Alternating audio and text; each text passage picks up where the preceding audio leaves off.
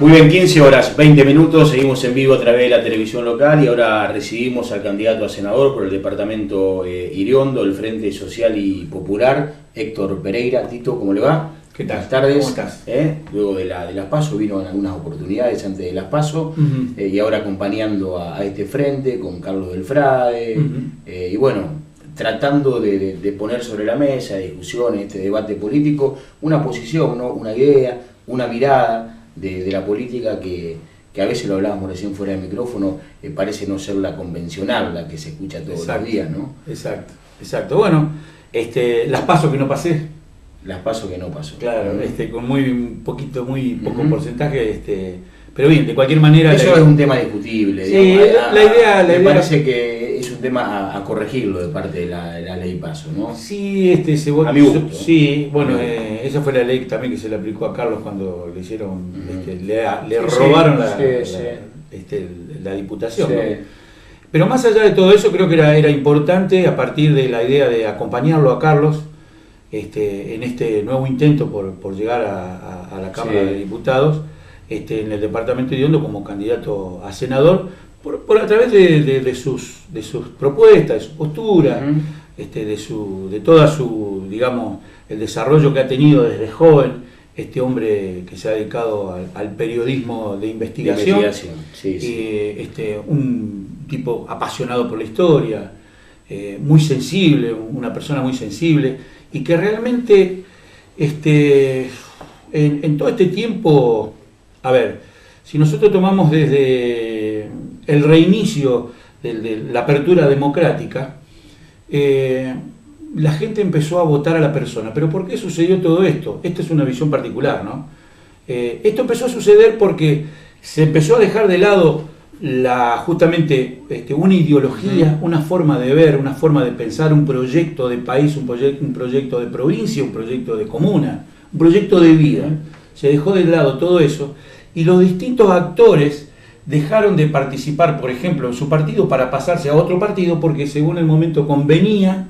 Entonces hemos encontrado gente que apareció del peronismo en el radicalismo, del radicalismo en el peronismo, o del socialismo al peronismo, o viceversa, y en toda esa diversificación que hubo y de falta de postura, la gente empezó a ponderar la persona. Y de alguna manera, de forma muy conceptualmente está clarísimo. De alguna manera, de forma muy inteligente. Se pasaban porque suponían que la gente votaba al partido. Claro. Sin analizar nombres, apellidos, historia, antecedentes, pensamiento. Claro, exacto. Sí. Y trayectoria. Y sobre todas las cosas, tener lo que muchas veces nos hace falta, que es autoridad moral. No tener autoridad moral para su desempeño en las funciones que le tocaba desempeñarse. Ahora bien, nosotros, hace poco me preguntó un periodista de San Lorenzo, ¿por qué del Frade? Me dice, ¿por qué elegís acompañar a del Frade? ¿Por qué decidís votarlo a Carlos del Frade? Entonces uno decide a través de... Yo tengo 61 años, mi militancia empezó hace, habría que sacar la cuenta, pero tenía 15 años cuando estaba en la Unión de Estudiantes Secundarios. A través de todo lo que se generaba en los años 70, con las distintas discusiones, con las distintas participaciones, era todo un mundo, nuestro país era un mundo, y principalmente en los jóvenes, de participación, de discusión ideológica. Y después esto se empezó a desgastar, bueno, ni qué hablar de lo que ocurrió después con la dictadura militar, y viene esto de la apertura democrática y este desgaste que yo te decía, y en eso aparece una figura de un joven, periodista, apasionado por la historia, un tipo que empieza a contarnos desde el fondo de la historia por qué llegamos a esto, porque lo que está sucediendo y gravemente es que se discuten las consecuencias y no las causas. Cuando hablamos, pongo un ejemplo, el tema de inseguridad. Todo el mundo habla de inseguridad. Y empezamos a hablar de las consecuencias, empezamos a decir qué es lo que necesitamos. Necesitamos más policía más rápido, más bien físicamente, más inteligente, psicológicamente bilingüe, todo lo que ustedes quieran. Pero en realidad lo que no tocamos es el fondo, el de la cuestión, que es la causa. ¿Y la causa cuál es? En nuestra provincia, 32 años, como dice Carlos, 32 años de corrupción, 32 años de un proceso que fue avanzando cada vez más alejándose de la realidad del pueblo, 32 años de opresión, porque esto termina oprimiendo a la mayoría de la gente.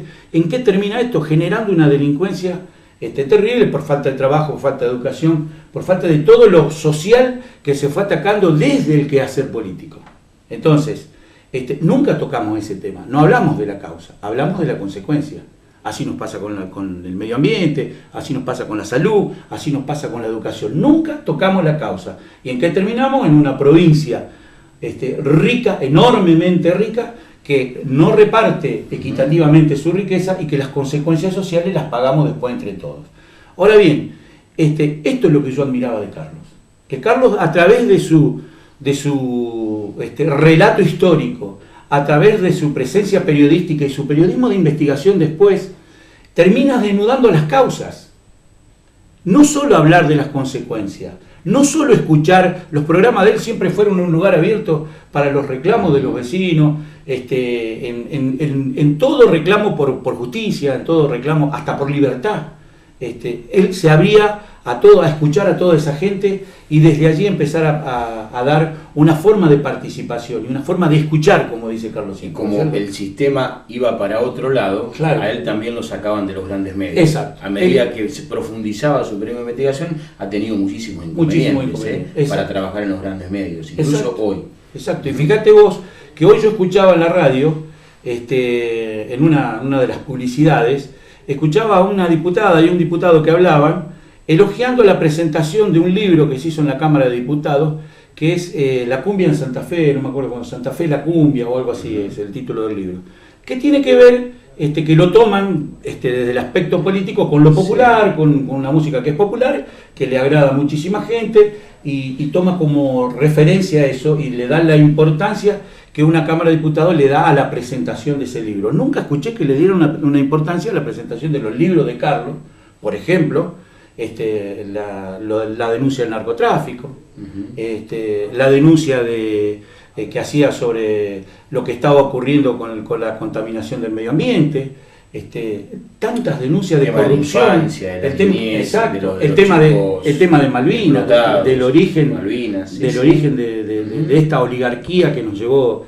a una guerra en Malvinas, sin tener en cuenta todo lo que estaba ocurriendo y cuáles fueron las consecuencias. O sea, lo admirable de este hombre, desde mi punto de vista, es su valentía, es su forma de encarar las cosas, y yo muchas veces uso una expresión que puede parecer un poco torpe, ¿no? Pero yo digo abrir cabezas. Entonces muchas veces hace falta esa gente que abra cabezas. Por eso me parece importante que esté Carlos en la Cámara de Diputados. Y él quedó como el único candidato entre del Frente que va a continuar en las elecciones. No, hay varios candidatos, hay varios más. Porque, a ver, eso es lo que uno ve, sinceramente, que no cierra la ley PASO, que se le pueden ver muchas cosas positivas, pero... Sí.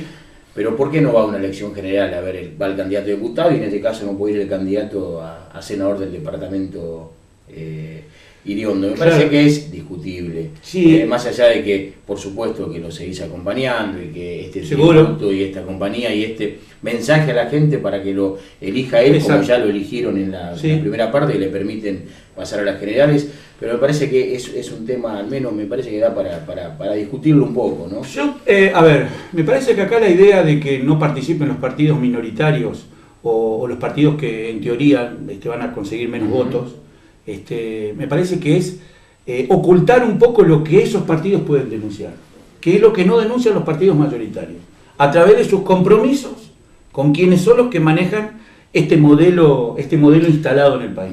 Uno entiende de la interna queda uno, claro, el que más gana. Entiendo perfectamente. No cuando no hay interna. Entiendo perfectamente. Claro, cuando porque no eliminan, no importa la cantidad de votos que saque. Obligan a esa gente a llevar, a transferir su voluntad, exacto, a un partido que no eligió.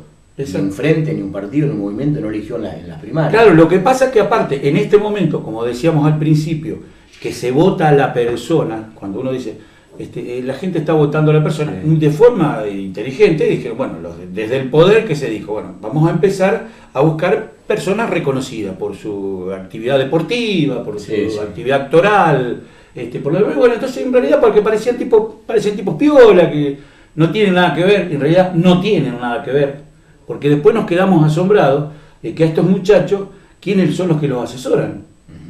Y entonces después nos encontramos con las barbaridades que ejercen desde el poder. Mucha gente dice, pueden aprender, pero esto no es una cuestión de la política. La función política no se aprende, se comprende.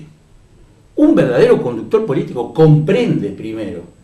No se aprende, no hay una fórmula de decir, bueno, yo para hacer tengo que hacer esto, 2 por 3 son 6. No hay una fórmula para eso.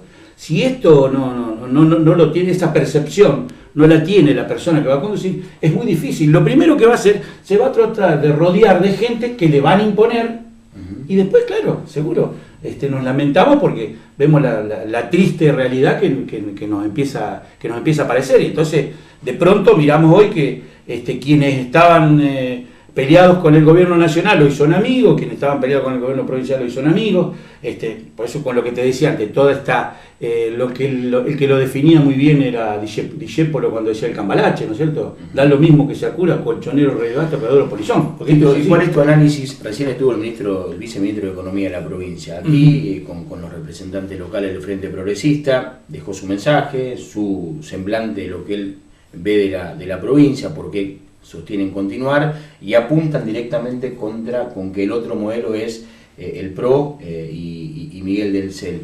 ¿Cuál es la posición de ustedes cuando ven esa disputa por la gobernación? La postura, la posición del movimiento de Carlito del Frade, en el que estás vos, las disputas de un Miguel o el otro Miguel, ahí a veces en las campañas lo dejan también de lado a Omar Perotti, que es candidato a gobernador dentro del Frente Justicialista. Es como que la competencia la hacen directamente entre el PRO y el Frente Progresista. Uno dice que va a retroceder, el otro dice que es el futuro, lo que está. ¿Cuál es tu posición? A ver, la posición del Frente Social y Popular. La posición es clara, el modelo es el mismo. ¿Ustedes no ven diferencia? No vemos diferencia. De lo que está claro, a un mismo. Posterior gobierno del CEL o de Perotti, por ejemplo, o del mismo frente, claro, no ven diferencia. No hay diferencia. Cuando hoy te decía de las causas, de lo que denuncia Carlos, sí, de la causa, de lo que nos ha llevado a esta situación, evidentemente estamos hablando de esto, estamos hablando de un cambio de modelo. Acá hay un modelo instalado, desde que baja desde el gobierno nacional, que baja desde las multinacionales y desde yo no diría la palabra imperio, pero sí de esta famosa globalización donde el mayor es el que dirige los proyectos de los distintos países y hasta del continente. Volvimos a ser un continente exportador de materia prima y recibidor de materia industrializada. Repetimos la historia de principios del siglo XX. Y el modelo no se discute, no está en discusión el modelo. Yo no escucho que tanto del CEL como Lifting o cualquiera de estos candidatos o Perotti discuta el modelo. Lo que no se discute es el modelo, acá no está en discusión el modelo. Acá están en discusión otras cosas, acá está en discusión si el CEL está capacitado o no está capacitado, si le toca la cola a la chica o no se la toca, si la trayectoria que tiene el socialismo. Yo lo escuchaba hoy al ministro de Hacienda hablar de la salud y no reconocer que hay un déficit importantísimo en salud, realmente es lo peor que puede pasar desde una campaña política, entiendo yo esto, es decir, ¿cómo no reconozco que esto está mal? Y fíjate vos que en las plataformas de estos partidos aparecen como iniciativa o como proyectos lo mismo que ellos generaron, lo mismo que destruyeron y generaron y potenciaron, que es la falta de servicios, por ejemplo en obra pública, que es la falta de atención médica, por ejemplo en salud, que es la falta de colegios, por ejemplo en educación, que es la falta de participación de esos alumnos y que por sobre todas las cosas es la falta de trabajo en una provincia que ellos mismos reconocen que es rica, pero rica para un sector y mal repartido, con una repartija mal hecha, con lo cual vienen todas estas consecuencias sociales. Tito, ¿cuáles serían las leyes en las mesas de diálogo con Carlos del Frade que podría promulgar Carlos del Frade si le dan la posibilidad de ser diputado provincial? Son varias. De las más importantes, por ejemplo, que tributen estas multinacionales que se llevan... Él las nombra directamente, sí, siempre, ¿no? Sí. Acá Cargill, Dreyfus, Nidera, Sí. Bunge, Noble y General Motors. Sí, y Monsanto le agregaríamos también. Bueno, no, leí lo que está aquí en el, Sí, está en bien, el está bien, folleto el folleto, del sí, Frade. sí, él lo agrega también. Bueno, el trabajo para jóvenes, la reinserción de los mayores. Yo tengo 60 años, 61 años y estoy condenado. O sea, vos imaginate, si no consigue trabajo un pibe de 25 años, ¿cómo puedo conseguir trabajo yo? Carlos dice, ¿por qué no aprovechar la experiencia de los tipos que han trabajado? Por ejemplo, él pone el ejemplo del ferrocarril. ¿Por qué no aprovechamos la experiencia de toda esta gente que trabajó en el ferrocarril, de toda esta gente que trabajó en la EPE, de toda esta gente que trabajó en todas estas instituciones o formaciones provinciales? ¿Por qué no aprovechar estas empresas provinciales? ¿Por qué no aprovechar toda esta experiencia? Legislar sobre la violencia de género, legislar sobre la educación, sobre la importancia de la educación, tener un ministerio de deporte. Yo cuando en debates, se hizo un debate en Cañada de Gómez donde yo fui invitado a participar, y los candidatos a senadores, una de las preguntas que se le hacía era la pregunta del famoso subsidio, que ya lo hemos hablado, otorgado por el gobernador Bonfatti para que estos senadores puedan repartir dinero a instituciones sin tener que rendir cuentas, ¿no es cierto? Y que hoy en día se ha caído la careta, van a una institución a llevarle con el candidato a intendente, a concejal o a presidente de comuna del pueblo donde llevan. Realmente es vergonzoso, ¿no? Entonces, uno de los candidatos decía que bueno, que él no veía mal el tema de que los clubes de fútbol reciban esto. Lo que nosotros vemos, y acá otra vuelta volvemos con el tema de lo que dice Carlos de la causa. Necesitamos un ministerio de deporte. Necesitamos un ministerio de deporte, esto es lo que propone. Una política de Estado. Exacto, que una no política hagan de depender a los Estado. clubes de un subsidio que puede venir sobre el estado de ánimo político, ¿no? Y que tenga su aporte técnico y económico que desde el gobierno de la provincia de Santa Fe. Yo escuchaba hoy al secretario de Hacienda cuando decía, cuando hablaba del despilfarro, decía él de los ANCO, ¿no es cierto? Que son, para la manifestación o el reclamo organizado del vecino por su falta de atención médica. El vecino, ¿por qué participa del SANCO? ¿Por qué se organiza con el SANCO? ¿Por qué pide médicos en el SANCO? Porque se da cuenta lo que necesita, porque es el que vive de esa necesidad. Entonces yo cuando escuchaba todo esto, decía el despilfarro de dinero, y que no hay en la provincia no está económicamente capacitada como para afrontar la necesidad de tener muchos hospitales, decía, de alta... de mediana y alta complejidad. De mediana y alta complejidad, hacía referencia a todo eso. Entonces sí, no estamos condenados en nuestra zona. ¿Por qué es lo que no tenemos? Y no estamos hablando... Lo hablamos alguna vez con vos. Uno puede respetar que desde una lógica, si analiza el ECA, quizás estemos ante uno de los mejores hospitales, quizás, de Sudamérica, pero no es la salud pública, no es solamente Rosario, ni Santa Fe, seguro. Ni el ECA, ni Venado Tuerto, ni los nodos, digamos. Indudablemente hay muchas demandas y en la campaña quedó salta rápidamente. Hace un par de semanas el mismo gobierno de Totoras, tanto el Ejecutivo como los concejales, pidieron fuertemente una mayor inversión y un hospital central a Totoras. Y en Andino otro reclamo, y seguro, en Clarque, y en Bustinza, porque cierran a la 1 de la tarde. Indudablemente hay muchas aristas para analizar la salud pública. Pero aparte la característica que tiene nuestro departamento es justamente ahí donde salta la necesidad de tener un hospital por lo menos de mediana complejidad.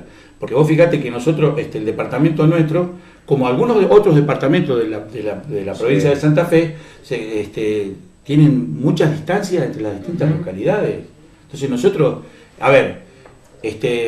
justamente hablábamos hace poco de que estamos nuestro departamento está en el medio de la ruta 34 y los puertos de San Lorenzo y Puerto San Martín, donde van los camiones. Entonces, el tránsito a veces no es tan fácil. A mí me hablaban de ambulancias de alta complejidad, de decir, con muchos elementos y todo lo demás, pero muchachos, hay momentos que no podés avanzar 100 metros, o sea, y se te muere el paciente en la ambulancia. No podés llegar hasta Rosario, y llegás a Rosario, a una ciudad donde hay 1 millón de habitantes, y hay 2 hospitales en condiciones, el Centenario y el Eva Perón. Entonces, bueno, estas son las cuestiones que hay que empezar a plantear en la legislatura, que es la forma democrática y republicana de gobernar, desde la legislatura, a través de la legislatura, para que ejecute el Poder Ejecutivo. Y otro tema es que en la legislatura deberá haber mucho que piense lo mismo. Sí, porque digamos, pero es innegable. Pero al menos es importante que esté una voz y que tenga esa posibilidad de... Pero aparte tengamos en cuenta esto, Darío. Todas estas denuncias que hizo Carlos... Porque, perdón, quiero completarlo, sí. Por eso te lo pregunto, que hace falta, porque a veces se funciona partidariamente, corporativamente, sí. Dentro de la legislatura, ¿no? Y no las posiciones individuales, a veces no perduran. Exacto. Un pensamiento, sino el pensamiento de un partido, y se vota corporativamente, ¿no? Fíjate vos, que todas estas, por eso te digo, todas estas denuncias, todos estos... estas investigaciones que ha llevado Carlos a través y lo ha escrito en sus libros, como yo te decía antes, una cosa es que esta gente evidentemente nunca le dio difusión y nunca le prestó atención, o lo miraron y lo dejaron ahí, lo archivaron, y otra cosa es que la voz esté en la legislatura. ¿Y sabés qué me recuerda esto? A Lisandro de la Torre. Cuando desde el partido se hablaba de las denuncias que se hacían por las coimes, por todo lo que ocurría con los frigoríficos en la Argentina en su momento, la única vez que tuvo difusión y que tuvo, lamentablemente terminó con una muerte, ¿no? Fue cuando Lisandro de la Torre lo trata. Seguro, es muy importante. Y es muy importante. Por eso es muy importante cosa que se dice en las cámaras se replican automáticamente. Sí, seguro que es muy importante participar políticamente desde cualquier lado, pero es muy importante estar de adentro. Sí, seguro que sí. Seguro que sí. Bueno, ¿y cómo ven la posibilidad? ¿Está cerca? ¿Está destito? ¿Cómo analizan? ¿Y cómo está Carlos? Porque tuvo algún inconveniente de salud, por otra parte. Carlos se está recuperando, gracias a Dios. Ya está nuevamente, creo que empezó a hacer una participación pequeña ya en la radio. De a poco está volviendo a componer su salud. Se le ha pedido que no tenga tanto como todo el movimiento que tuvo el anterior de recorrer la provincia. Encima nosotros no somos un partido de la gran billetera. Carlos todo lo que hizo lo hizo recorriendo en colectivo, te lo ha comentado muchas veces, lo ha comentado acá. Se le ha pedido que no repetir todo eso por lo menos por un tiempo hasta que pueda tener la como le podríamos decir, hasta el alta médico para poder realizar eso. Pero en realidad está muy bien, está muy entusiasmado, vuelve a estar muy entusiasmado, y nosotros desde nuestra pequeña ayuda que podamos dar, estamos tratando de recorrer los distintos departamentos donde no tenemos candidato, como en el caso nuestro, que nos hemos quedado sin candidatura. Para hablar sería un poco el candidato virtual. El candidato virtual sería. Esa es la posición que queda después de las PASO. Exacto. Que es, sinceramente, vuelvo a repetir, es insólito. Es insólito, no. Aparte en un padrón donde ya hay mucha gente fallecida, en un padrón donde hay mucha gente que no vive más en la zona, vos sabés que lo que nos pasa a nosotros desde lo que hablamos del modelo económico, es increíble el movimiento que hay de gente que se va de un lugar hacia otro buscando su trabajo, buscando rehacer su vida, y evidentemente eso afecta a decir, si alguno no comprendió, digamos, si no se saca el 1,5% del padrón, no se continúa a las generales. Exacto, no se continúa a las generales. Y seguiremos participando, colaborando con lo de Carlos. Carlos siempre, con toda su humildad, él pide siempre una gauchada. Dice, yo les pido la gauchada que nos acompañen, que nos voten. Y ¿sabes qué? Yo cuando lo escuchaba a él, y digo yo entre mí, este tipo cuando hacía las denuncias que él presentaba a través de primero su investigación, decía yo, este tipo ¿cómo se la juega? ¿Y qué hago yo por el tipo? Comprarle el libro, escucharlo, decir qué bien que está lo que está haciendo el tipo, es bárbaro todo eso. Pero ahora tenemos una oportunidad. Ahora tenemos una oportunidad de ayudarlo, el que lo ha escuchado, el que sabe perfectamente la postura cuál es, y como dije antes, la única persona que yo he escuchado hablar de las causas que nos han llevado a todo esto, a toda esta denuncia que se hace de las consecuencias, es Carlos del Frade.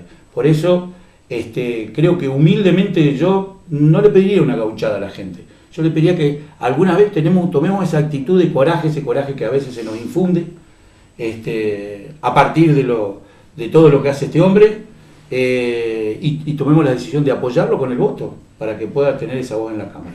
Un tema que también tiene que ver con lo legislativo, y vos lo tocaste bastante, en la candidatura también, pero en tu vida personal tenés un compromiso con el tema medioambiental, sí. Y básicamente estás en todos estos grupos que están tratando de pegar gritos por todos lados acerca de la problemática de los agroquímicos. Es otro tema de las causas y las consecuencias. Claro, exactamente, y es una ley que está trabada en la provincia, y entonces cada localidad, como pudo, fue avanzando.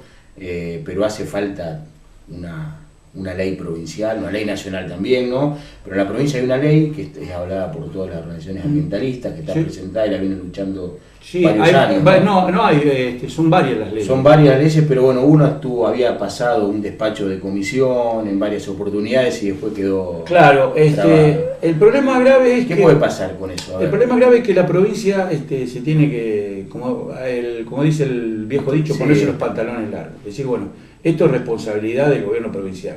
El gobierno provincial, yo me recuerdo una reunión que yo tuve con el señor Ciancio y el señor Mackler, allá cuando todavía no eran gobierno, habían ganado las elecciones, y él ya nos decía en ese momento, Mackler nos decía que la idea de Wiener, que en ese momento el doctor Wiener, que era gobernador, electo gobernador, era de que cada comuna o intendencia resolviera, con lo cual le mete un problema, le mete un problema terrible a la persona que está al frente de la comuna o que está al frente de la intendencia, porque se siente presionado desde muchos lugares, y no es lo mismo tomar una decisión a nivel provincial que tome una decisión a nivel personal, por ejemplo, del límite de las fumigaciones, por poner un ejemplo, o el ingreso de camiones a la ciudad, ¿no es cierto? Entonces se le hace muy difícil si no tiene apoyo provincial a un intendente o a un presidente de comuna, que realmente tendría también que por la unificación de criterios, ¿no? Exacto. Porque por ahí localidades muy cercanas una toma una medida y la otra no. La otra no, exacto. Sí,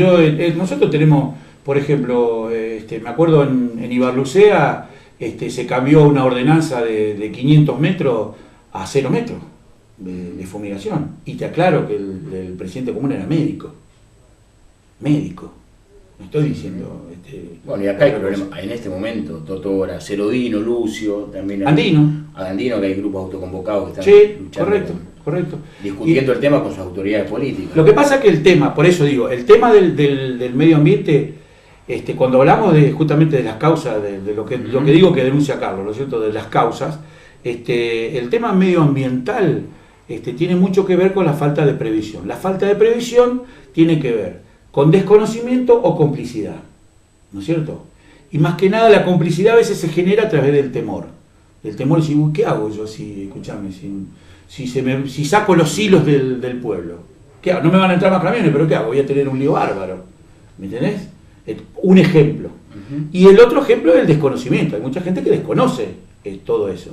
Hoy justamente hablaba yo con un chico y decíamos, el primer afectado con el tema de los agroquímicos es el tipo que lo empezó a usar sin saber lo que estaba usando, que es el productor.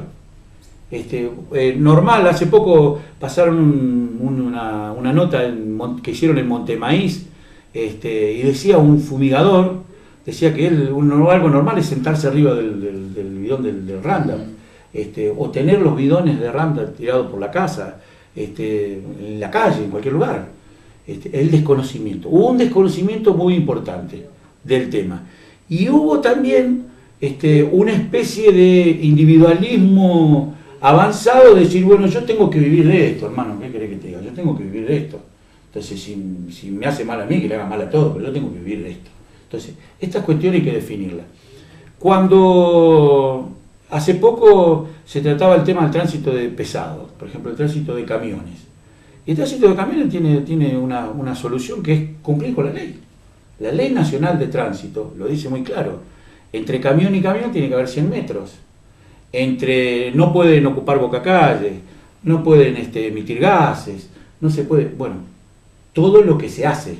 Exacto, sí. Entonces, claro. Ahora, si vos me decís, pero esto se van a enojar los empresarios, los dueños de los hilos, porque acá normalmente son cooperativas locales, pero las más grandes son multinacionales, que son las que terminan teniendo después el cereal en los puertos, ¿no es cierto?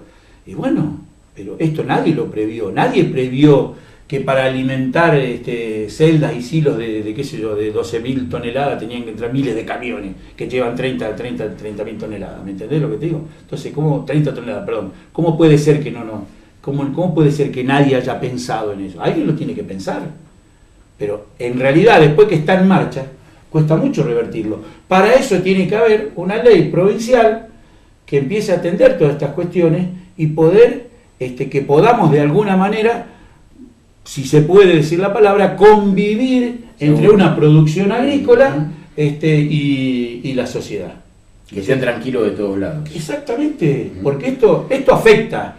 La Organización Mundial de la Salud lo dice claramente. Sospecha, afecta. Claro, afecta. claro. Aparte, miedo. pero aparte nosotros tenemos una ley, que es la Constitución, que habla del principio precautorio.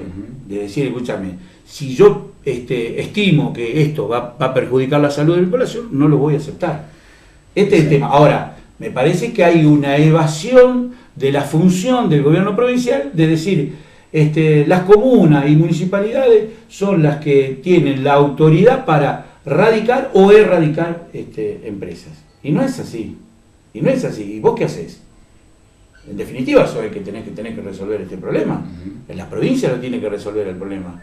Entonces, porque si no, es el mismo ejemplo que del Sanco.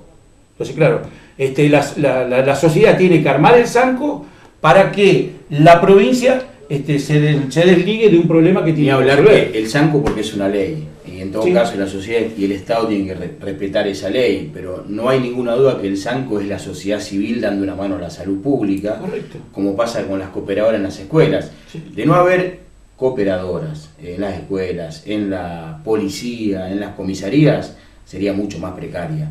La salud, más precaria la seguridad, más precaria aún, y más precaria la educación, ninguna duda.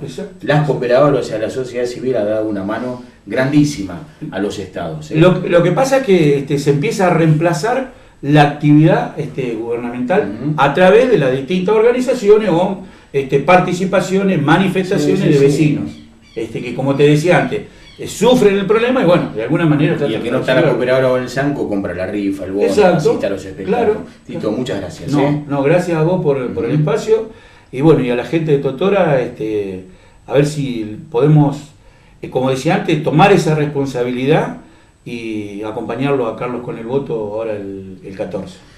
Ahí estaba Héctor Pereira.